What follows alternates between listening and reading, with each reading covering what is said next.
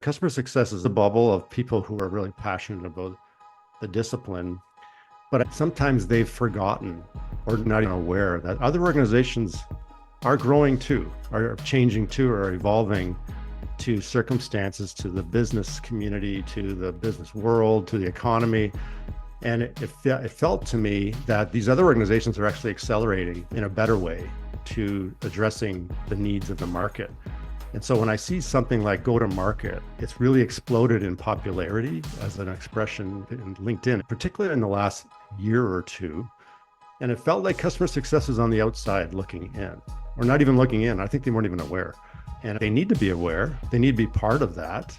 If we don't talk about this as customer success focused professionals, I think we're not doing a good service to customer success. We need to get them to think more holistically about the customer's journey and even the parts that they don't play a role in, that they could be a factor in those things. And so the go-to-market to me is the right strategy for customer success to figure out how it can fit in better and contribute more. Spotlight, brought to you by CSN Focus, where we refine customer success, uniting GTM teams across North America. Hi, everyone. Thank you for another episode at Spotlight by CSN Focus. I'm here with two special guests. Actually, I have invited Elizabeth to be my co-host today, but I have Elizabeth Liano from GTM Advisor, and I also have Peter Armaly to be our guest today. Thank you and welcome. Thank you for inviting me to the co-host. I'm happy to be here and always love chatting with Peter. So this will be a great conversation. Thank you for the invitation to do this podcast, Emma. Before we start the conversation, Peter, we just read your article about Don't Ditch CS, leverage it to build the flywheel. Today, the conversation will be around the article that Peter wrote and to spark some conversation. Okay. Well, just one clarification on that. I did collaborate with another individual on that piece, Dan Sperring, who's the CEO of Align Software. We've been in conversation for a number of months now, and we just thought it'd be nice to kind of collaborate on a piece that speaks to more like go-to-market versus just customer success. I love that because a lot of people think of their teams and their departments in silos, which I think is one of the huge issues across businesses. So I think it was a great article. If you haven't read it yet, make that the next thing you do. It's very thought-provoking and I think much needed and refreshing, very refreshing compared to some of the content that's been out there lately, which we'll get into a little later. Okay. Thanks, Elizabeth. That's a nice teaser there. Okay. Going to ask what prompted you to start this article? So I think it's very quickly, it's important to point out that I've been in customer success formally and almost exclusively now for 16 years. But I've come from a world of sales and marketing and product and support. So I've been in roles in all the major kind of enterprise organizations, and I loved customer success, and I still am passionate about it. But I think I've been integral in its evolution to some extent, like many of us are, the way we think about things and speak about things and the way we coach people and our teams, but also the community. I think we've pushed in a certain direction, but it's reached a point, I believe, where it needs reconsideration and a rethink and a remodel, I think, to fit in better with one thing that's important to point out is that customer success is let's call it a bubble. It is a bubble of people who are really passionate about the discipline. But I think sometimes they've forgotten, or maybe not even aware, that other organizations are growing too, are changing too, are evolving to circumstances, to the business community, to the business world, to the economy. Everyone's kind of changing, hopefully in the right direction. And customer success sometimes isn't aware that these other organizations are changing. And so it feels, and I've got a purview talking to lots of people, lots of executives, lots of individual contributors across different organizations. And it felt to me that these other organizations are actually accelerating in a better way to addressing the needs of the market. And so when I see something like go to market, which is really, it's an old expression. It's been around for as long as I've worked, but it's really exploded in popularity as an expression in LinkedIn anyways, particularly in the last year or two. And it felt like customer success was on the outside looking in, or not even looking in. I think they weren't even aware. And it felt like they need to be aware. They need to be part of that. And so that's really, Emma, where the genesis of the story is, the piece, is that Dan and I felt if we don't talk about this as customer success kind of focused professionals, I think we're not doing a good service to customer success. We need to get them to think more holistically about the customer's journey and even the parts that they don't play a role in, that they could be a factor in those things. And so the go-to-market to me is the right kind of strategy for customer success to figure out how it can fit in better and contribute more.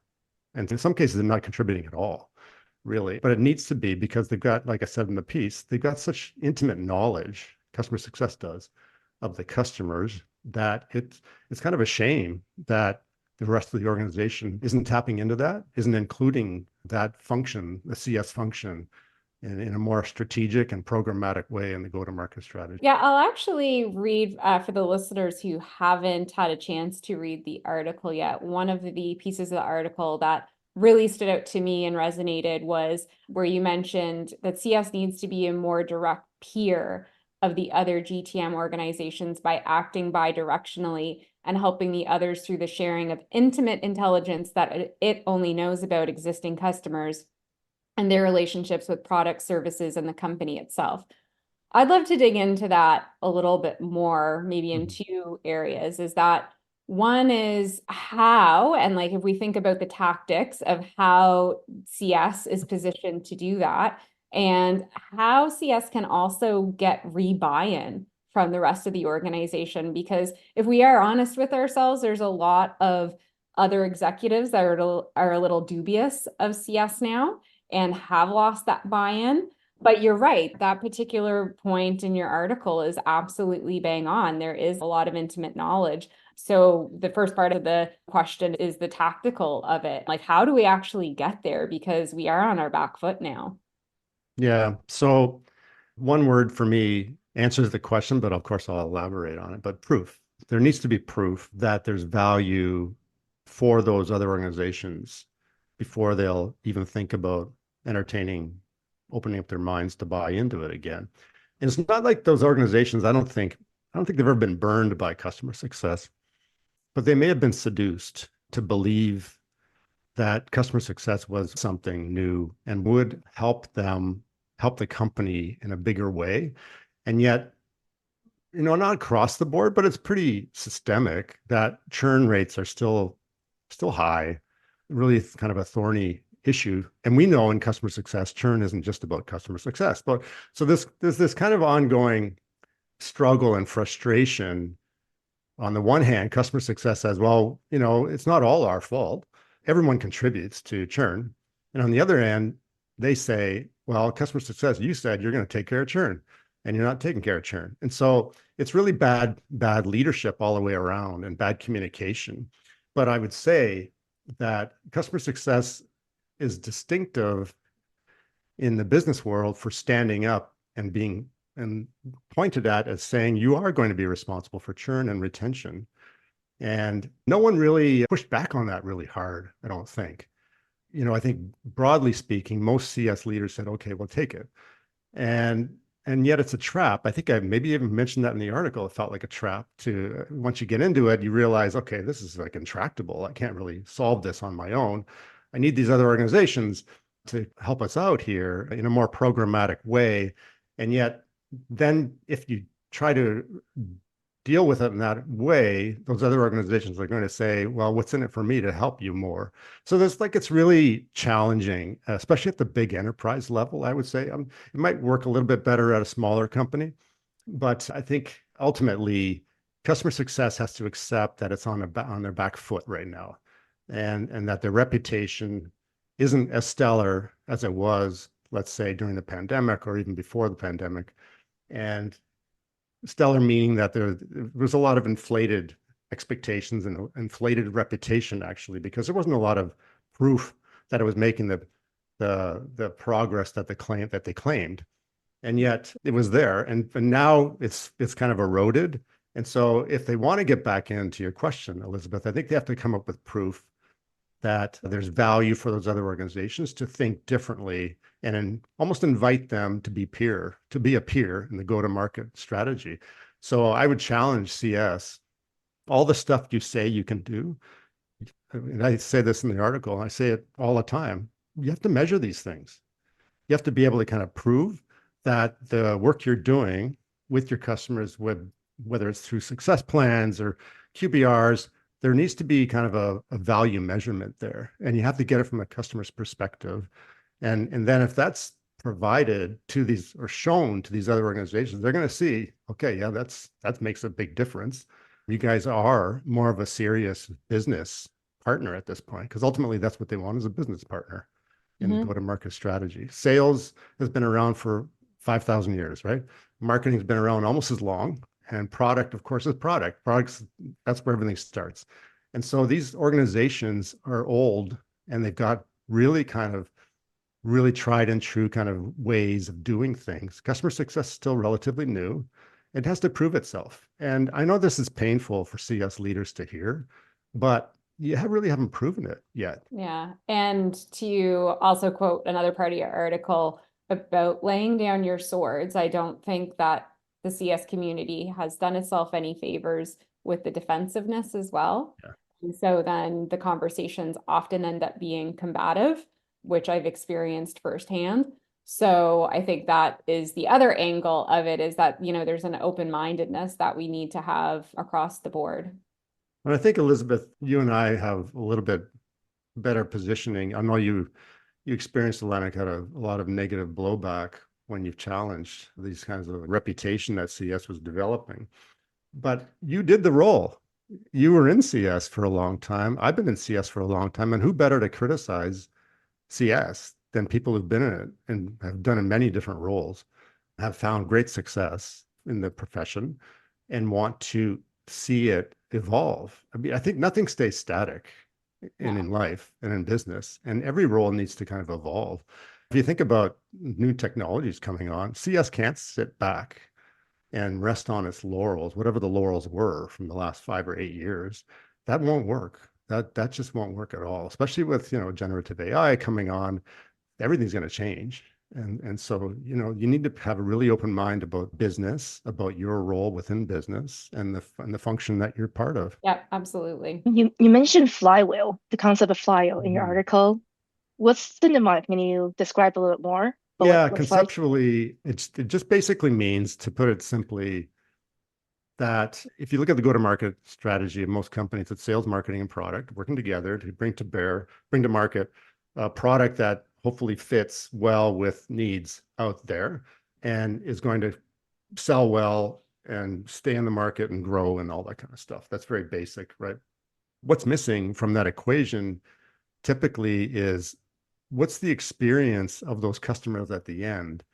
And not just like, are they satisfied, but what could we learn from their experiences to make our product better, so that there's a better odds that it will actually grow, other than spending more on marketing and sales, which is usually the answer companies choose to make, is that we'll just pour money, more investment in sales and marketing, we'll grow our market.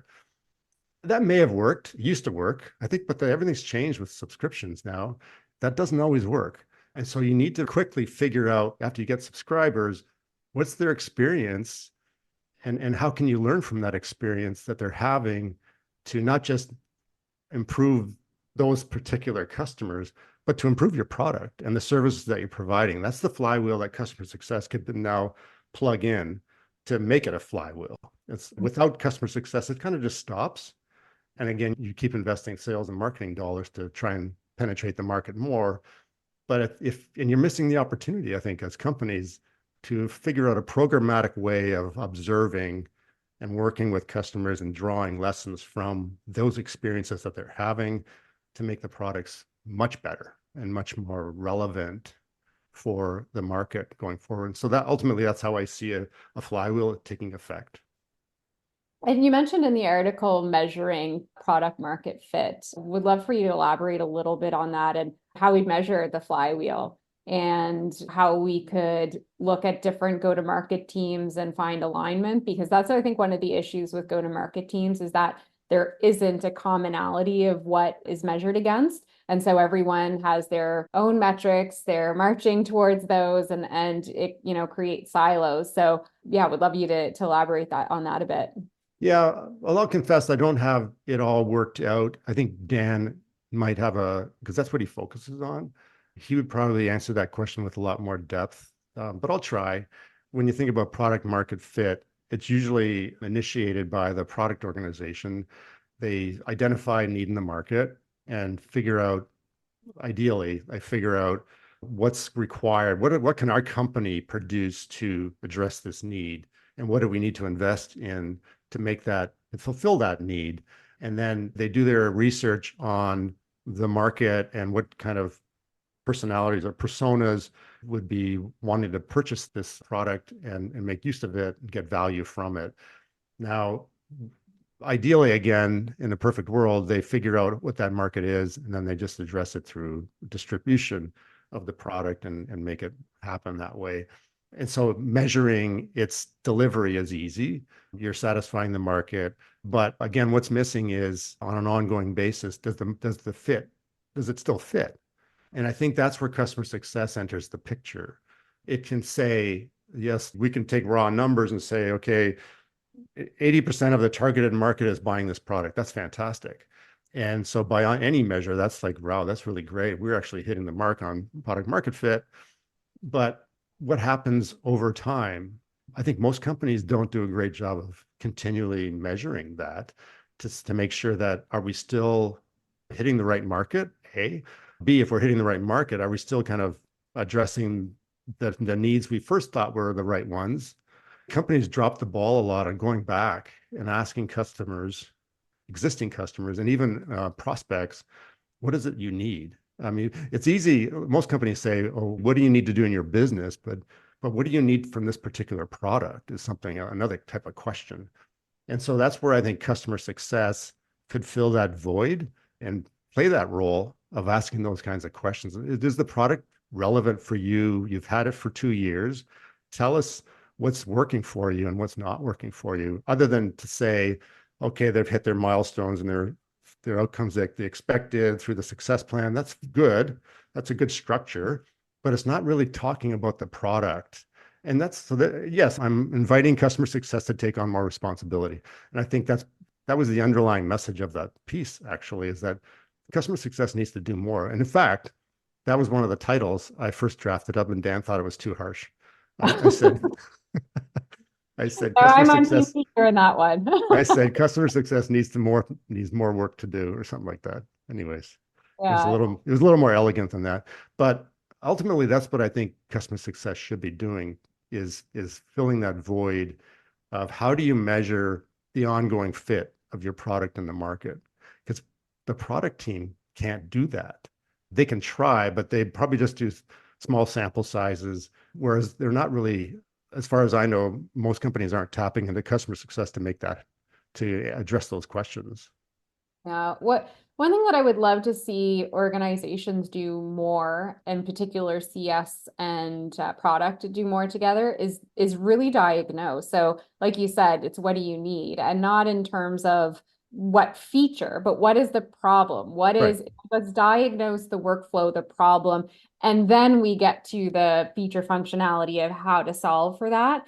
And oftentimes, I think, as probably all three of us have seen, it's feature request, feature request, feature request. Where does that fit in the roadmap without actually diagnosing? And I think that's one thing that we can all learn from our sales colleagues that do really great discovery and diagnosis. Mm-hmm. That needs to continue through the whole customer journey. And when you really diagnose, I think that makes a big difference with working with product teams as well. 100% agree with that. And I'm glad you pointed out that sales does a good job with that. I used to be part of sales, as I mentioned, and I loved being in sales. And maybe that sounds weird to my customer success colleagues at this time, but it shouldn't be. And yesterday I mentioned it to something or someone, I think it was on LinkedIn, that everyone has to sell, including customer success. You should be selling all the time. It's just overt or covert, that's all. And customer success is selling by way of providing great service and figuring out the needs of the customer going forward. That's really selling what value that your company can provide.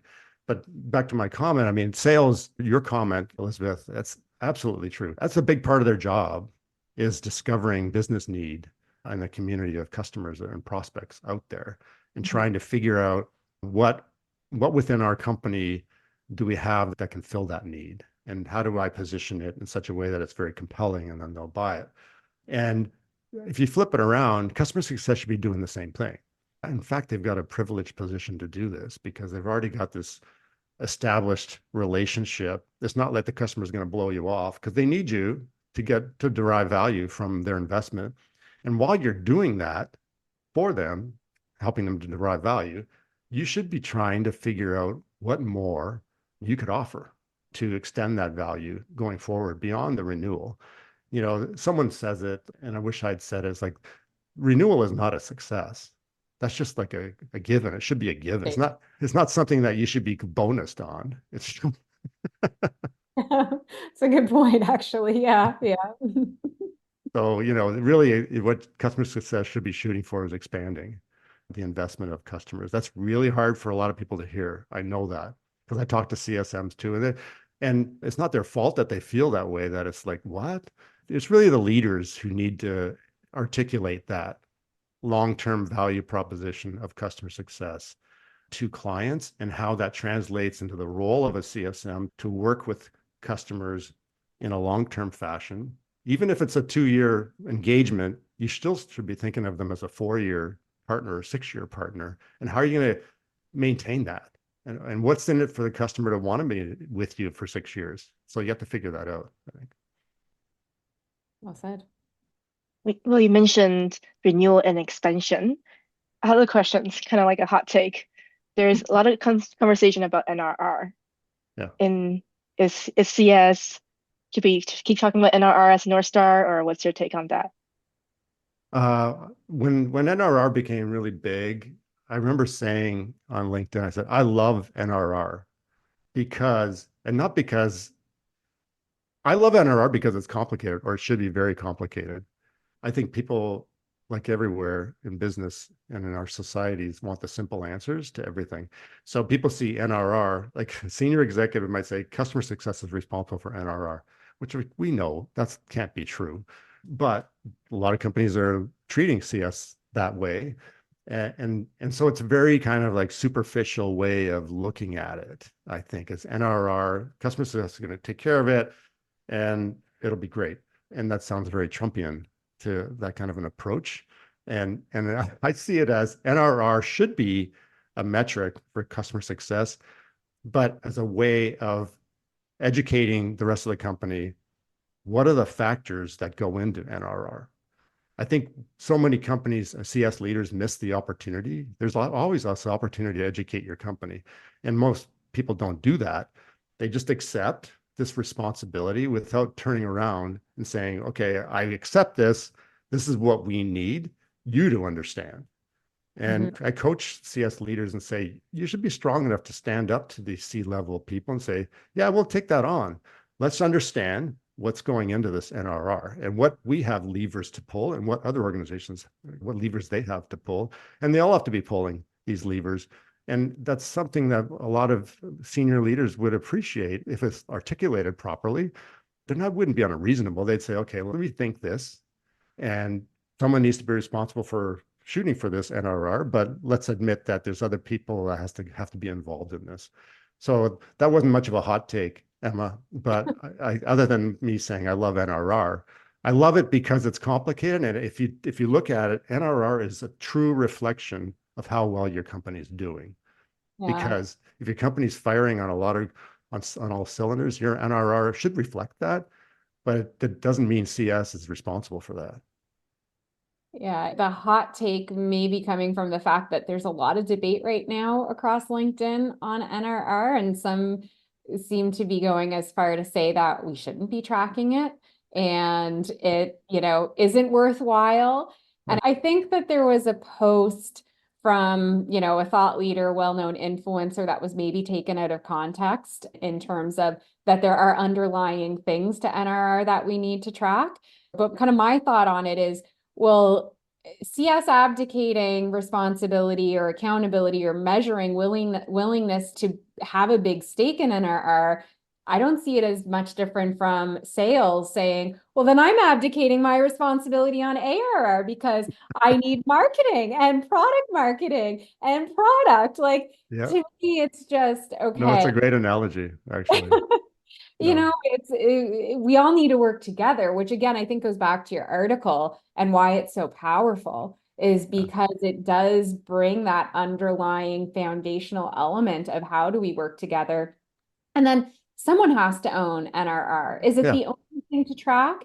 No. Are there things that drive NRR that we need to track? But yeah, sales has been doing that for years. Sales have been measuring their conversion rates. They've been measuring their Mhm. activities that drive ARR. And so, at least my point of view, seeing it the same way on the CS side or account management is that there are things that, you measure in addition to NRR. But please, anybody watching, do not get rid of No, NRR. I really like that description, Elizabeth. It makes it, I think it clarifies, it should clarify for CS how it could be viewed, how it should be viewed, that you just because you're struggling to achieve the target for NRR and that you're feeling kind of like under onslaught from other organizations because you're failing at it, that doesn't mean you throw it away. Like NRR is still super critical. If you just have to look at the industry, the SaaS experts out there, all the investors, all the VCs, that's what they're looking at. You can't just throw it away. So you have to figure out how to deal with it. And the way you deal with it is the way you just described it. You accept it as like the way sales accepts ARR. Yeah, they're going to take responsibility for it, but they know they need marketing. They need other types of organizations to contribute energy and effort towards achieving that ARR. Yes, sales gets the acknowledgement of it. And maybe on the back end, customer success should embrace that and say, okay, if we do this well, then we'll get recognition for being the lead on that. And so this is where I like to rant a little bit sometimes. This is where we need different personalities in CS. We need stronger personalities, people who are willing to take on more revenue responsibility, because that's ultimately what I see NRR is that the ability to kind of come up with this figure that accurately reflects the success of a business, of a company, is reflected for me in the NRR. And that's what I go back to what I said at the beginning. I love it because for me, it's like truth. And the truth is complicated, but that doesn't mean you just throw it away. You have to figure out how you bring it all together to create that truth. Yeah, and the measurement piece that you talked about. So, do win-loss analysis Yeah. on your net new revenue, on your churn, on your expansion revenue, and you'll identify if it's, am I losing to a competitor? Am I losing because we can't solve for this need? And now we go back to product and we talk about, okay, we Yeah. lost this many customers because we can't fulfill this outcome. And now that's a really powerful conversation. And if you present that in front of a board, they'll lean in. Yeah. But if you present, well, NRR is not really worth it, you'll get fired. Like, I can't help but laugh at that. That's funny. I think you're right. I mean, if people are saying that in the industry, like that feels to me like a surrender. yeah, yeah. No, I was actually telling Emma earlier, I was speaking with someone who I know quite well, and they kind of got caught up in this anti-NRR revenue conversation and narrative that's going on. And they were going to present to their executive team about alternatives and scrapping NRR. And I literally said to them, I'm like, please don't, you will get fired. Like, if that's what you go in with, Especially in this climate. That's yeah. crazy. I know, wild. I just blew my mind. I could probably talk about this alone for another hour, but I will stop.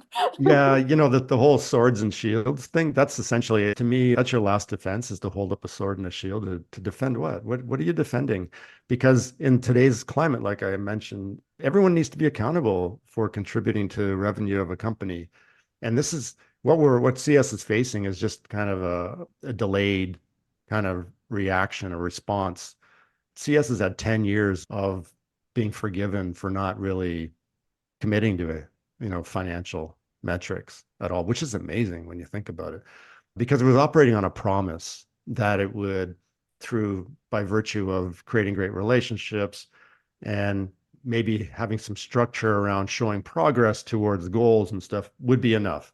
It would be enough for customers to say, yes, you're a great company and I want to invest more in you. That hasn't borne to be true. So 10 years is up. I think that's enough time. That's a long time to have proven something. And so if I'm a C-level executive, I would say, yeah, come on, you got to step up. And if you can't step up and show us how you're going to contribute to revenue, then we'll find someone else to do it. To your point, Elizabeth, those days are over. No, you have to be part of this new kind of paradigm of everyone accepting, responsibility and accountability. Yeah. If people are caught up in sharpening their swords as opposed to adapting and actually executing, then other parts of the business will lap you. You will get lapped by sales and marketing and get left even further behind, which will further erode CS. So I think it's, whether we like it or not, and whether it's uncomfortable or not, you have to lean in, and it's time to accept it, or people will become irrelevant if you don't. I have a friend, a common friend, a mutual friend, Mark Stoos, who's the CEO of Proof Analytics, and he talks a lot on LinkedIn about causality, and I like that topic a lot too, because it's complicated and it gets at the truth of things, and people like to avoid the truth because it's hard to find truth in business and surface what the truth is. And what I mean by truth is the cause of things. It's super complicated in companies to figure out, okay, where did this problem stem from? And to avoid it doesn't make any sense. And so when you talk about CS contributing in a different way, they could lead the cause, they could lead the charge for causality if they chose to, much like you mentioned about the product, Elizabeth, is that, there's opportunities to help the product team figure out why certain features even are not working well for the customer, through all good intentions of the company, provide features that they thought would be wonderful in the market and they're kind of lackluster. Why is that? I mean, there's reasons why. There's a host of reasons that products aren't sticky in the marketplace. And customer success, again, has this privileged position of leading the charge. I was going to say joining, but no, it's leading the charge to figure out why that's so. And to me, that's part of causality, is to figure out why customers churn. That's just a simple example of a problem and customer success has access to, and they can figure out in different ways. Anita Toth talks about this all the time, how you have to ask good questions and look at underlying reasons for why customers choose to churn, regardless of your health score, that sort of thing. So.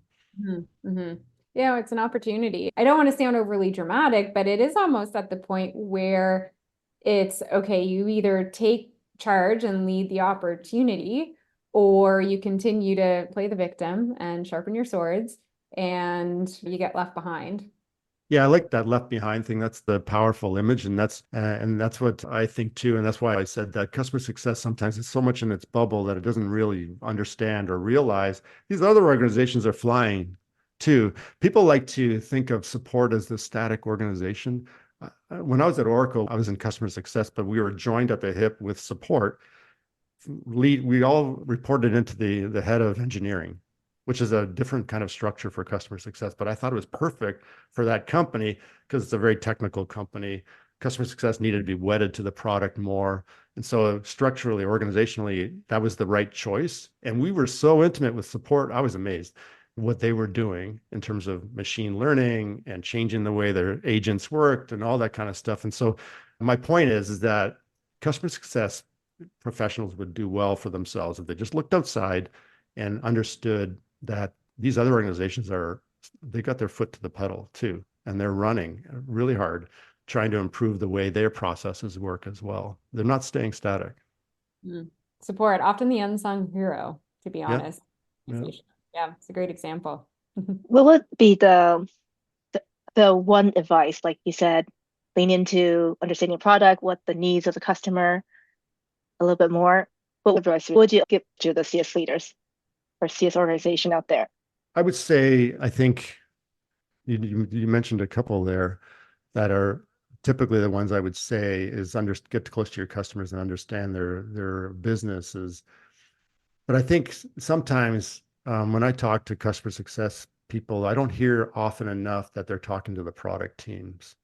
I want the customer success audience to hear from a product leader how he thinks about customer success, but also just the product in the market and what his needs are for understanding its value to the customers in the community. So back to your question, Emma, I think a good piece of advice is you CS leaders should be spending time with the product leaders. We always talk about sales leaders, that's important, but I think product leaders are thirsty for the market information about the customers, how they're using the product, and maybe your own ideas about that you're observing in the market, your customers' market, for potential business opportunities for your company. Even if it sounds outlandish, I think they would appreciate hearing it. And so beyond just the very specific, here's a feature request this product gave us, this customer gave us for this product, I think there's opportunities for you as a CS leader to get together with the product team to understand what their needs are vis-a-vis the customer community, and how maybe customer success could play a better role or a stronger role and a bigger role in helping the product team improve the product. Thank you so much. Elizabeth, anything else you want to add on to it?